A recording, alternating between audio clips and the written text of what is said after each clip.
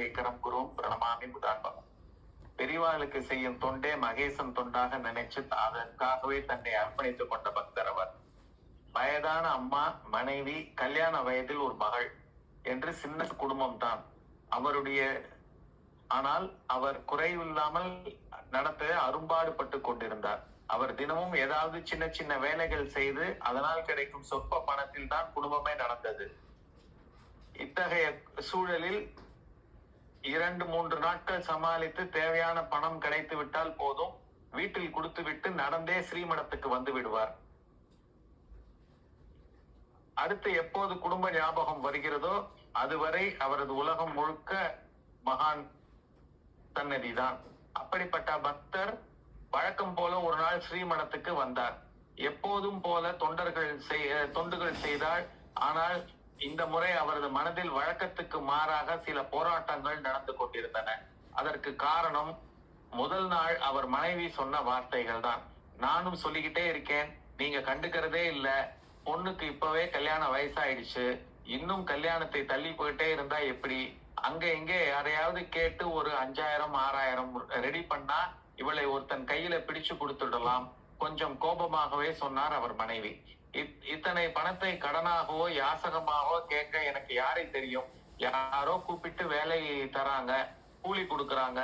அடுத்த வேலை யாரோ எவரோ. இதை விட்டா ஸ்ரீமடம் தெரியும். பெரியவா செய்யும் பொண்ணு கல்யாணம் எப்போ எப்படின்னு அவன் தலையில எழுதியிருக்கோ அப்படி நடந்துட்டு போகட்டும் என்று சொல்லிவிட்டு வீட்டில இருந்து கிளம்பி விட்டார். குடும்பத்தை நடத்த இந்த உரையாடல் தான் மகானுக்கு தொண்டு செய்துவிட்டு மனத்தில் ஒரு மூலையில் உறங்கி கொண்டிருந்த அவர் மனதிற்குள் பாரமாக மீண்டும் மீண்டும் தோன்றிக் கொண்டே இருந்தது. உறக்கம் வராமல் புரண்டு கொண்டே இருந்த அவர் எப்படியோ தூங்கி போனார்.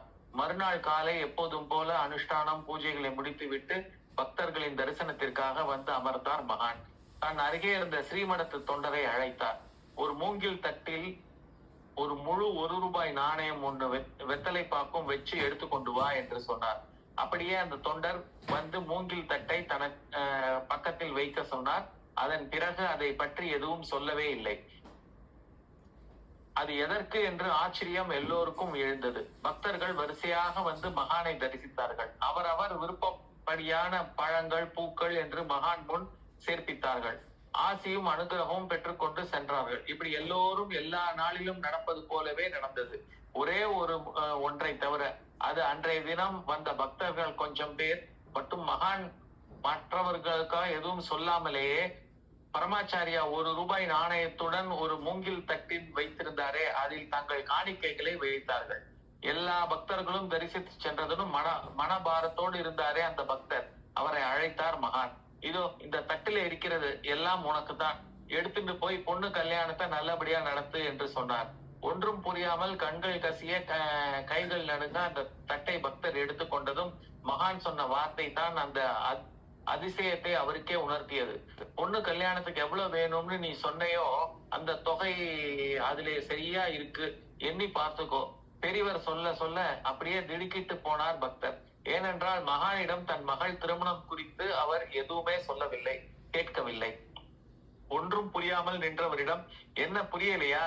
நேற்று ராத்திரி மனபாரத்தோட இருந்த உன்னிடம் உன் பிரச்சனைக்கு தீர்வாக எவ்வளவு தொகை தேவைப்படும் என்று கேட்டதற்கு 6000 ரூபாய் கூரை புடவை, வேஷ்டி, திருமங்கல்யம் இருந்தால் போதும் என்று சொன்னாயே, மறந்து விட்டாயா?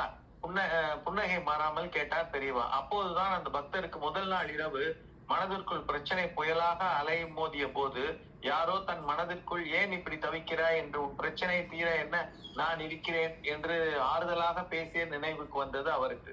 மகேசன் குரலாக மனதுக்குள் கேட்ட அந்த குரல் மகானுடையதான் என்பதை உணர்ந்த அவர் அப்படியே நெடுஞ்சான் கிடையாக அவரது திருவடிகளில் வீழ்ந்தார். மகானுடைய ஆணைக்கு இணங்க அந்த தட்டில் இருந்தவற்றை எடுத்தார். பார்த்தார், பல வகை பழங்கள், பூக்களோடு யார் யாரோ தந்த தொகை மொத்தமாக 6000 இருந்தது.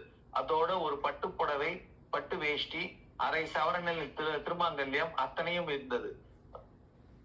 மென்மையாக சிரித்த மகான், நீ கேட்டதோட ஒரு ரூபாய் சேர்த்து கொடுத்திருக்கிறேன், தாம்பூலத்தோட சேர்த்து எடுத்துக்கோ.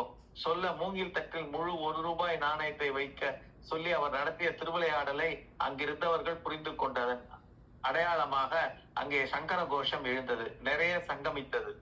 அபார கருணா சிந்தும் ஞானத்தம் சாந்தரூபினம் ஸ்ரீ சந்திரசேகரம் குரும் பிரணமாமி முதான்பகம். ஸ்ரீ குருவே சரணம், ஸ்ரீ குருவே துணை, ஸ்ரீ குருவே போற்றி. ராம் ராம் ராம்.